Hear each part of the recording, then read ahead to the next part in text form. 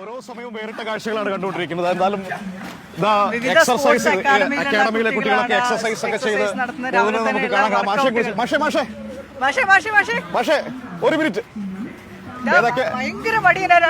രാവിലെ എഴുന്നേറ്റ് വന്ന് ഷോ ചെയ്യാനൊക്കെ ഭയങ്കര മടിയുള്ള ആ വടി വെച്ചൊരു അടി കൊടുക്കാവോ?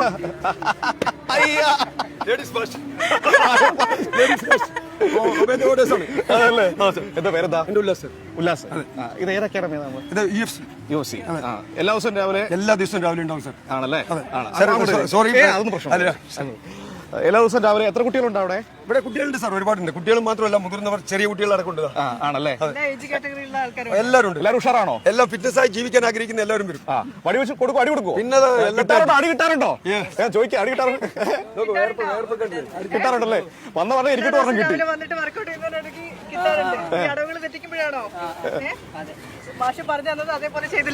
പട്ടാളത്തിലും പോലീസിലും പോകാൻ ആഗ്രഹിക്കുന്ന കുട്ടികൾ ആണല്ലേ? ഏറ്റവും കൂടുതൽ പട്ടാളത്തിലേക്കും പോലീസിലേക്കും പോകാൻ ആഗ്രഹിക്കുക മറ്റേ മനസ്സിലുള്ള കുട്ടികളുണ്ടല്ലോ, അവർക്കാണ് ഇത്. കൂടുതൽ ഫീസിംഗ് ഒന്നുമില്ല. വളരെ തുച്ഛമായിട്ടുള്ള പാവപ്പെട്ട കുട്ടികൾക്ക്, അച്ഛനില്ല അമ്മയില്ലാത്ത കുട്ടികളൊക്കെ ഫ്രീ, അങ്ങനെ ഒരു മെന്റാലിറ്റി കൊടുക്കുന്നു. ഞാൻ പട്ടാളത്തിൽ റിട്ടയർമെന്റ് ആണ്. CRPF കമാൻഡോ ആയിട്ട് റിട്ടയർമെന്റ് ആയിട്ടാണ്. ആണല്ലേ?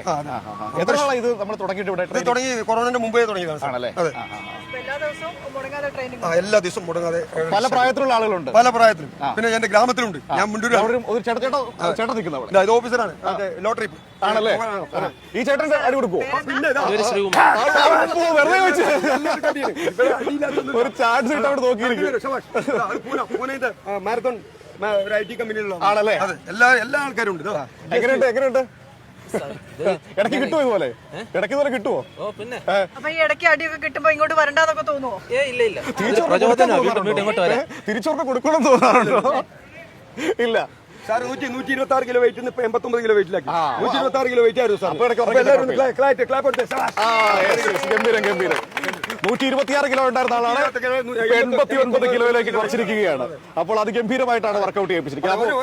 ഒരു മറ്റേ ഫുഡ് ഇൻസ്ട്രക്ഷൻ ഒന്നുമില്ല. ഇല്ല. എല്ലാം അടിച്ചുപൊളിച്ച് എക്സസൈസ്, ഇഷ്ടപ്പെട്ട ആഹാരങ്ങൾ കഴിക്കുക. നമ്മൾ ആഹാരം കഴിക്കാൻ വേണ്ടി ജീവിക്കുന്ന ആൾക്കാരാണ്.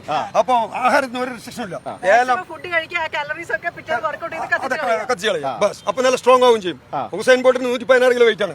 ഞങ്ങളുടെ കൂടെ ഞങ്ങളുടെ എഞ്ചിനീയർ ഉണ്ട്, ശരൺ എന്ന് പറഞ്ഞിട്ട്. എല്ലാ ദിവസവും ജിമ്മിൽ പോകുന്ന രാവിലെ ജിമ്മിൽ പോകും, വൈകിട്ട് ഈ പറയുന്നത് പോലെ ചിക്കനും മട്ടനും ഒക്കെ അടിച്ചു കയറ്റും. ഇങ്ങനെ ഇരിക്കുന്നത്. പക്ഷെ അത് കൂടുതൽ അവനെ കൊണ്ടുവരട്ടെ? കൊണ്ടുവരും സാർ. അടിച്ച് റെഡിയാക്കോ? ഒരു മാസം ഒറ്റ മാസം കാര്യത്തിൽ തീരുമാനമാക്കി. ഇവിടെ ചായയും പരിപ്പോടി ഇവിടെ റെഡിയാണ്. അടി കൊട്ടും സാർ. ഒരു മിനിറ്റ്. അടി കൊടുക്കണ്ട.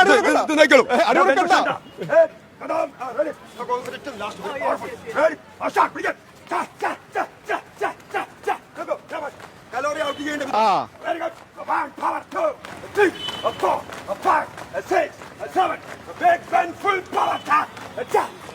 മനു കരുതിന്നോ?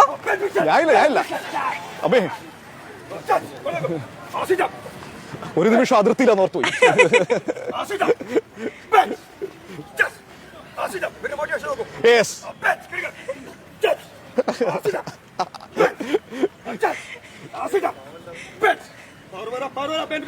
പവർ വരട്ടെ.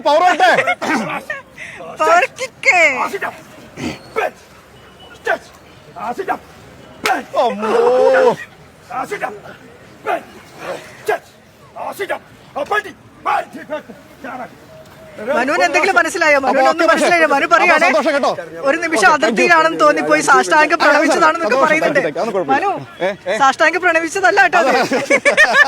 അപ്പൊ ഓക്കെ, താങ്ക് യു. ആരോഗ്യമാണ് ഏറ്റവും പ്രധാനം, അത് തന്നെയാണ് നമ്മളോട് പറഞ്ഞു വെക്കുന്നത്. അപ്പോൾ ഇതുപോലെ ഒരുപാട് ആളുകൾ ഡെയിലി ഇവിടെ ട്രെയിനിങ് എടുക്കുന്നു. നല്ല ഓർമ്മ കിട്ടി കേട്ടോ. ഇരിപ്പതായിരുന്നു, നല്ല അടിയായിരുന്നു.